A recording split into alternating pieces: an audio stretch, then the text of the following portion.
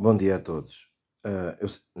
Sempre que venho aqui e trago alguma coisa, independentemente do número de pessoas que possam ouvir, mesmo aquelas, mesmo aquelas que ouvem, mas que rejeitam, no entanto, não deixaram de ouvir.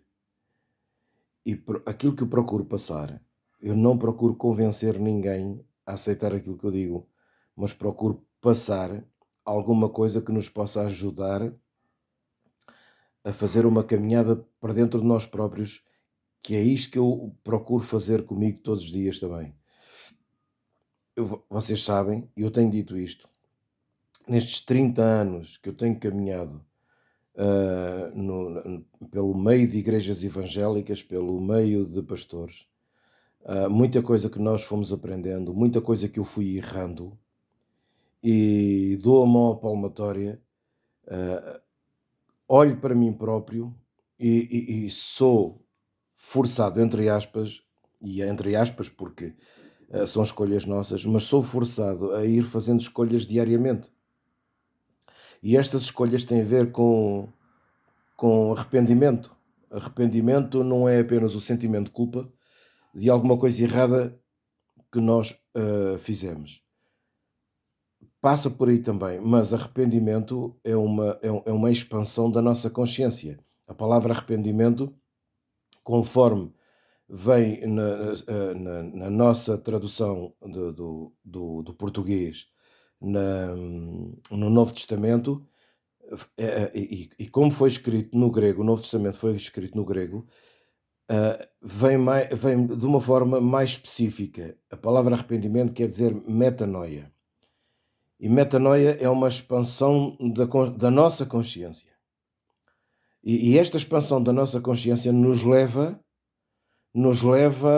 a tomar outras opções e não a seguir o caminho que nós estávamos. Eu estou a seguir um caminho errado. Se eu olho para mim próprio e tenho a consciência que estou a seguir um caminho errado, então essa consciência me constrange a mudar o caminho, a mudar a rota. E isto é que é arrependimento. E isto é um caminho diário.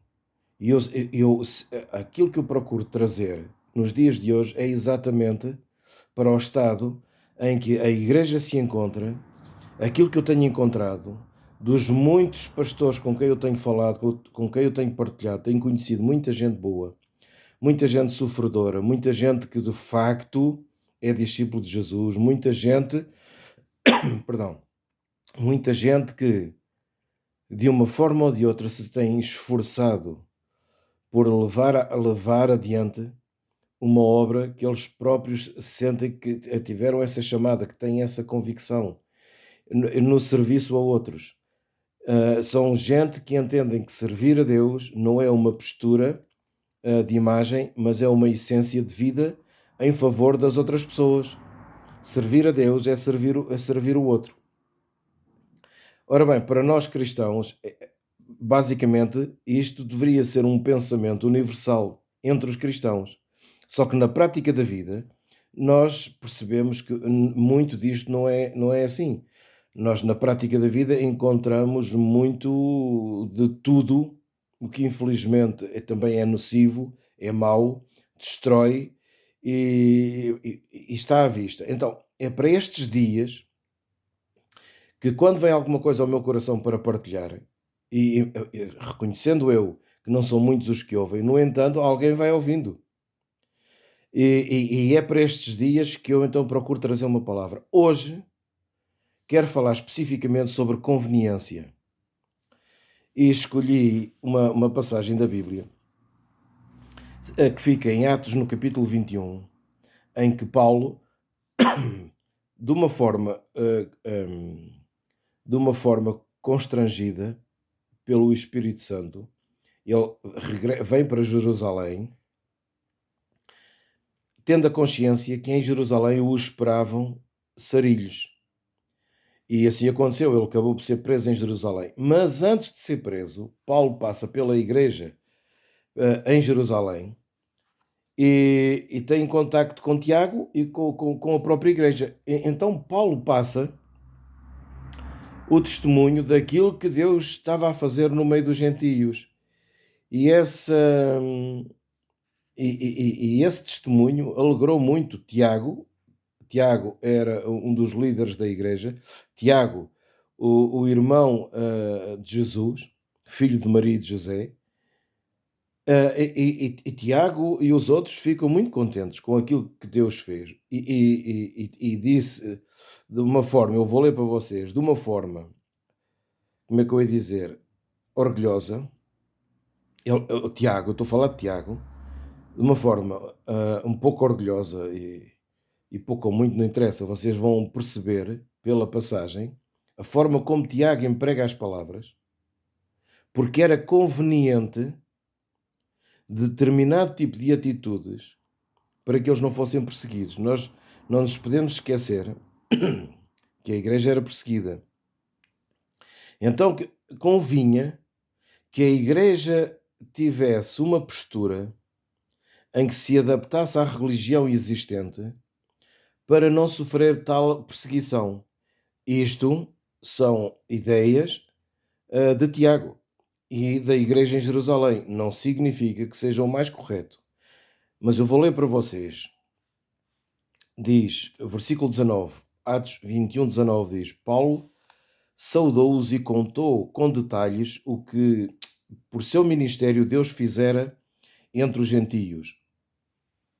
Versículo 20, ouvindo eles isto, glorificaram a Deus e lhe disseram: Bem vês, irmãos, quantos milhares de judeus, prestem atenção, Tiago, um dos líderes da igreja em Jerusalém, uma vez que Paulo tinha falado dos gentios, Paulo fala dos judeus. Ele diz: milhares de judeus há que creem. Milhares que creem. E diz assim: e todos são zelosos da lei. E todos são zelosos da lei. Isto era uma das coisas que Paulo pregava contra. As epístolas de Paulo, todas elas mostram que não se pode servir, agradar a dois senhores. Ou se está na lei, ou se está na graça, através de Cristo. Mas Tiago, o irmão de Jesus, um dos líderes da igreja, coluna da igreja, está a explicar a Paulo, a fazer passar uma imagem de uma coisa muito bonita que está a acontecer. Todos são zelosos da lei. Isto é um orgulho. E depois o versículo 21 diz assim: acerca de ti foram informados de que ensinas todos os judeus que estão entre os gentios a se apartarem de Moisés, dizendo que não devem circuncidar seus filhos, nem andar segundo os costumes da lei. Que faremos? Certamente ouvirão que é chegado. Faz, pois, o que te diremos. Temos 4 homens que fizeram voto. Toma estes contigo e santifica-te com eles, faz por eles os gastos para que rapem a cabeça, e todos ficarão sabendo que nada há daquilo que foram informados acerca de ti, mas que também tu mesmo andas em obediência à lei. Ora bem, isto de graça não tem nada, mas é muito engraçado. A forma, o subterfúgio que Tiago encontra aqui para que eles próprios não sejam queimados. Paulo tem um testemunho, Tiago tem outro. O testemunho de Paulo não bate com o de Tiago. Então Tiago usa aqui uma estratégia. Olha, tu és acusado lá fora de ensinar os judeus a não obedecer a Moisés e a não fazer a circuncisão nem a obedecer à lei. Agora, uma vez que há festa, esses judeus por onde tu andaste, e assim aconteceu, vão perceber que tu estás cá e isto vai ser complicado. Então faz assim. Olha, está aqui 4 homens que fizeram um voto. Tu rapas a cabeça com eles e vai ao templo. E assim eles vão perceber que tu estás a obedecer à lei também. E não é que Paulo faz isso. Paulo, aquele que ensinou os gentios constantemente a não a que, obedecendo à lei, nós rejeitaríamos a graça. Paulo que depois veio passar por tudo aquilo que nós sabemos das prisões e em sua consciência, as últimas cartas de Paulo são cartas mais maduras, cartas, enfim, com uma natureza muito mais profunda. Mas nós sabemos que este Paulo é o Paulo que resistiu na cara a Pedro e a Barnabé, quando Barnabé e Pedro estavam a também fazer o jogo da conveniência. É este Paulo que entra no templo para fazer um voto, para mostrar aos judeus que lá estavam que ele afinal seguia a lei. Só que esses judeus disseram a Paulo: então, mas afinal tu ensinavas que já não é pela lei que temos salvação e agora estás a querer mostrar que cumpres a lei. Oh, irmãos e amigos, irmãos somos todos nós. Quem vive em amor é meu irmão. Deixe-te dizer uma coisa. Quando a igreja, sempre que a igreja, e igreja não são instituições, igreja é você e eu. Igreja é aquele que vive na prática do amor. Quando nós pomos de parte esta vida prática de amar e vivemos pela conveniência, isto dá sempre buraco. Dá sempre chatice. Nesta manhã, deixe-me dizer uma coisa. Quando nós começamos nas igrejas a ensinar aquilo que é conveniente para parecer bem, quando nós evitamos em tocar certos assuntos porque não é conveniente, e seja inconveniente ou conveniente, nós escolhemos, nós manipulamos os nossos discursos, nós para não criar celeumas para... Eu não estou a dizer que nós devemos provocá-las. Eu estou a dizer é que quem fala, como diz Paulo, como diz Pedro, como diz Jesus, por palavras diferentes, quem fala deve falar segundo aquilo que Deus põe no seu coração. Nós não somos chamados a pregar escritura, nós somos chamados a ensinar a palavra. Porque a palavra veio antes da escritura. E nós somos chamados, mesmo que nós citemos e nos baseemos na escritura, nós somos chamados a dar a palavra. Porque senão é um discurso vazio. Porque palavra é aquilo que o Espírito Santo põe no seu coração, que o povo precisa de ouvir, ou que alguém em particular precisa de ouvir. Palavra é aquilo que eu, ao falar aqui para este vídeo, eu próprio preciso de ouvir. Isto tem que ser para mim. Eu próprio tenho que corrigir a minha vida. Eu tenho que ver os passos que eu estou a dar. Eu tenho que perceber aquilo que é errado na minha vida e eu preciso de mudar. Porque eu não posso estar aqui a pôr vídeos para vocês sem que eles sejam para mim primeiro. Eu sei disso. É uma luta minha. Não é fácil. Nós muitas das vezes, as coisas só não são fáceis porque nós mesmos sabemos que também temos os nossos problemas e temos os nossos espinhos na carne. Mas nós, se queremos de facto que nestes dias tão difíceis que nós estamos a assistir, queremos ver a mão de Deus e desejamos um avivamento no meio da igreja, porque a igreja está estagnada. E não basta ter um louvor espetacular, como eu tenho visto, e eu próprio gosto de ver instrumentos e ouvir vozes afinados, bem tocados, bem cantados. Eu gosto disso. Não basta ter boas salas com muita comodidade. É bom que haja, mas não é isso que substitui o mover de Deus. o mover do Espírito Santo. Não, isso não substitui o coração das pessoas transformado. Não substitui, não substitui ver o amor de Deus em ação, a manifestação de Deus.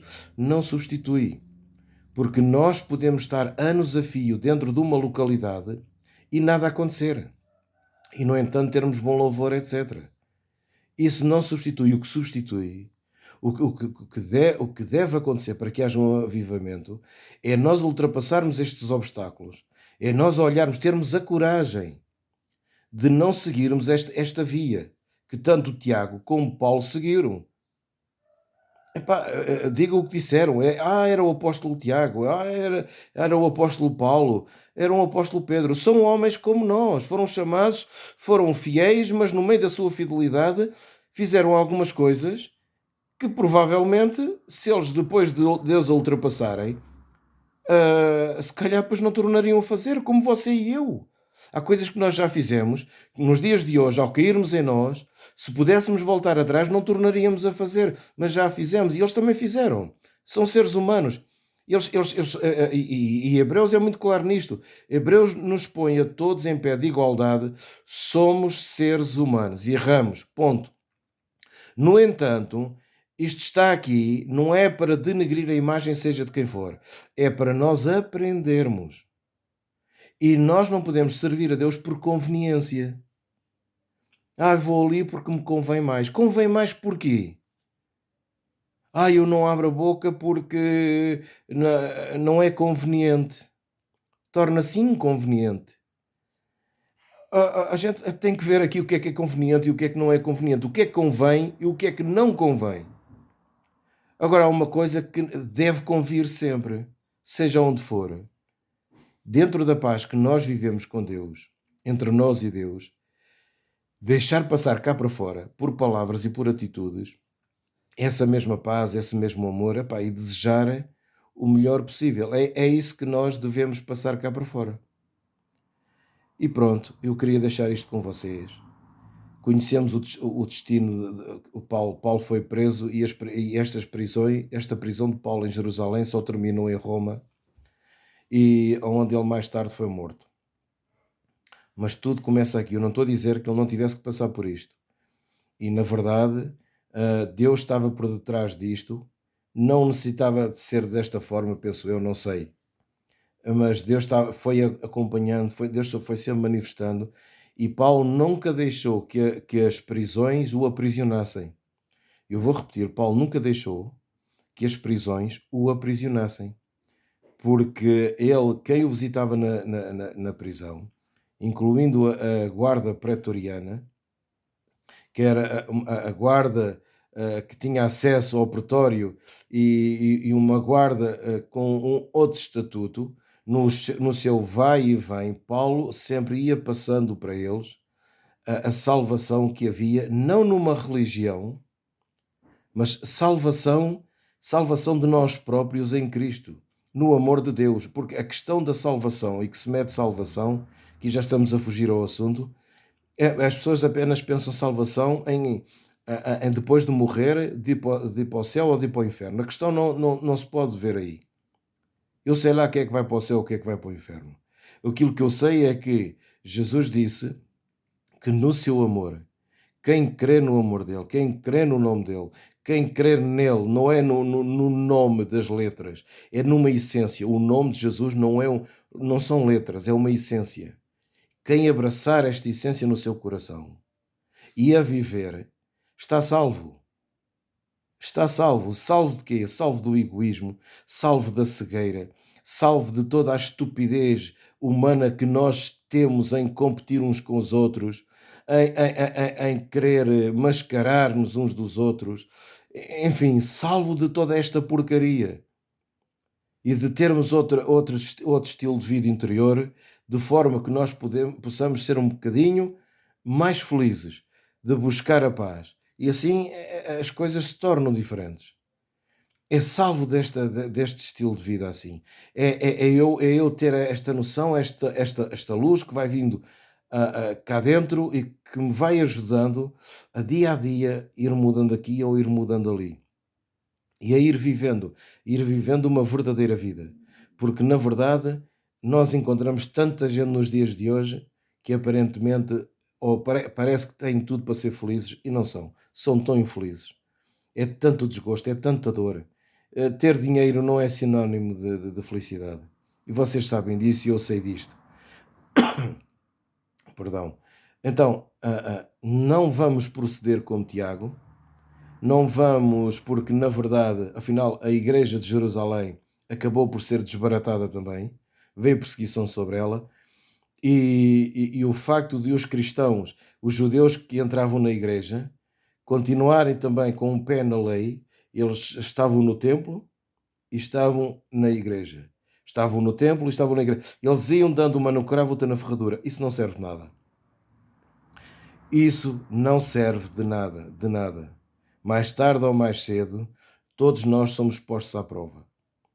Não, não, isso é infalível. E estas provas é para nos ajudar a fazer escolhas segundo as nossas convicções. Então, conveniência. Tiago tentou mascarar uma situação e deu mal. E deu mal para o lado de Paulo. Se bem que Tiago mais tarde também foi morto e coitados, a situação deles foi bem complicada. Mas não vale a pena, estamos a servir por conveniência. Não vale a pena.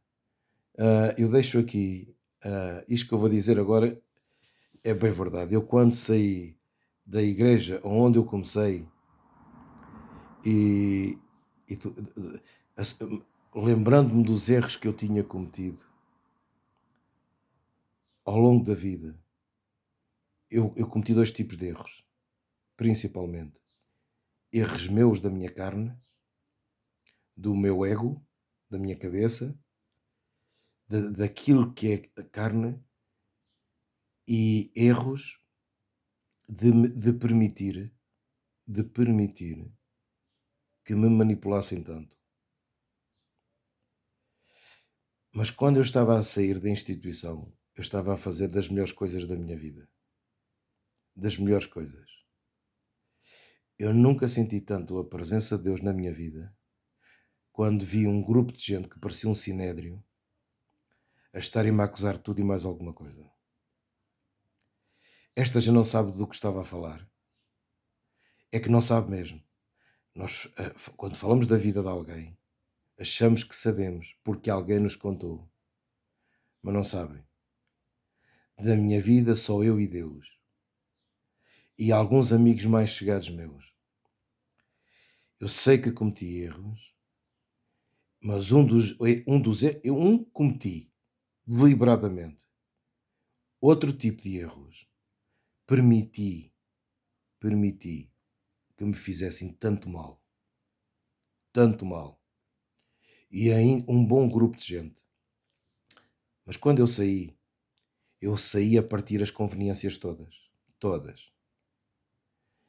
E depois trabalhei em outras igrejas e abri, pela graça de Deus, uma igreja em Vila Franca e com a ajuda do Carlos abrimos um grupo que ele já lá estava a pastorear, abrimos depois, demos ali uma força e abriu-se em Leiria também. Mas para dizer o seguinte, eu tinha convites de muitos pastores, era conveniente, naquela altura o meu nome, era conveniente eu ir às igrejas. E muitos foram os pastores que insistiam e insistiam para que eu fosse lá pregar. E eu comecei, nas redes, quando começou a aparecer as redes sociais, eu decidi divorciar-me e decidi em consciência. E até hoje não estou arrependido. E comecei a expor no Facebook, na altura, a escrever alguns dos meus pensamentos. E aos poucos, até hoje, alguns desses pastores devem ter pensado que eu morri. Porque eu comecei-me a tornar inconveniente.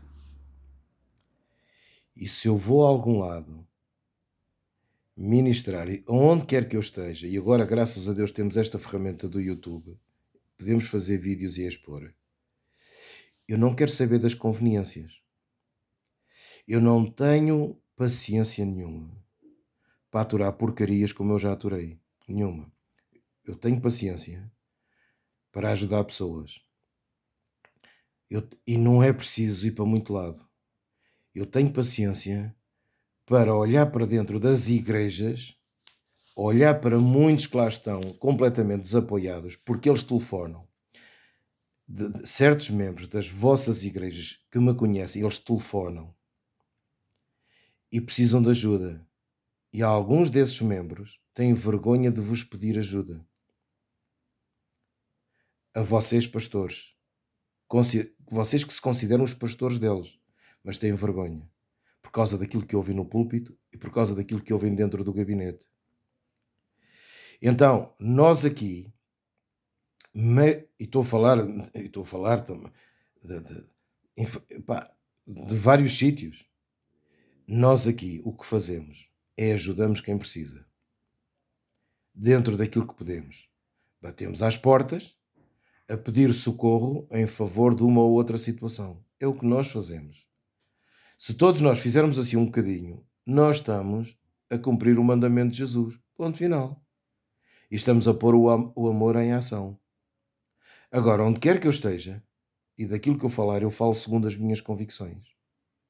Eu não estou à espera de ser convidado para ir aqui ou para ir ali, porque eu há 30 anos que ando no meio das igrejas. E, sinceramente, vou, e ao ir, vou sempre debaixo da convicção do meu coração. Nós não somos chamados a ter sermões programados para não tocar no pastor. Nós não estamos aqui para denegrir ninguém, mas não estamos aqui para dar sermões encomendados. Eu faço parte de uma comunidade onde o pastor é o Eurico. Eu gosto dele, é meu amigo, eu o respeito e ele sabe disto e sabe que nós, acima da amizade, temos que ser mais amigos de Jesus. Ponto final. Ora, se na igreja que eu pertenço eu faço isto, em qualquer outra igreja, em qualquer outro convívio, será sempre assim também. Onde quer que estejamos, num grupo, juntarmos uma série de pessoas, sempre que me pedem para falar, é sempre debaixo da convicção que eu tenho. Estamos a falar de conveniência. Nós não podemos ter a mesma atitude que Tiago teve. Você até pode pensar que isto foi muita sabedoria, Tiago. Olha, vais lá, rapas a cabeça, fazes um voto e isto vai correr bem. Não, não correu bem. Não correu bem, não corre bem para ninguém. Nós não podemos tapar o sol com a peneira. Nos dias em que vivemos, nos dias de hoje, não podemos tapar o sol com a peneira. A conveniência tem que ser debaixo da direção do Espírito. De facto, aquilo que convém, muito bem. Agora, se vamos usar a conveniência usando a religião não convém a ninguém. E o Tiago, o irmão de Jesus, um dos líderes da Igreja Cristã em Jerusalém, agarra-se à religião porque convinha. Não, não. Não, as cartas do Apocalipse bem dizem o que é que convém e o que é que não convém. Então, meus amigos, quero deixar aqui assim este testemunho. Quero deixar um abraço para vocês. Quero pedir a vocês, se isto mexe convosco, partilhem. Partilhem, espiolhem. Mesmo que no outro dia recebi um comentário num dos reels que eu costumo pôr, eu recebi um comentário estúpido. Tenho que estar preparado para isto. As pessoas são o que são e cada qual dá o que tem lá dentro de si. Seja porcaria, seja uma coisa boa. Nós temos de estar cá para isto. Agora, precisamos é de continuar a caminhar e de partilha. Pegue nisto. Tenho amigos em África, pegue nas coisas, pegue nos ensinamentos, pegue naquilo que você acha que é bom, pegue e partilhe. E leia principalmente o Novo Testamento, leia os Evangelhos, faça dos Evangelhos o filtro de toda a Bíblia. Um abraço para todos e que possamos então viver da forma como convém, que seja saudável para as nossas vidas, livres de religião. Um abraço a todos.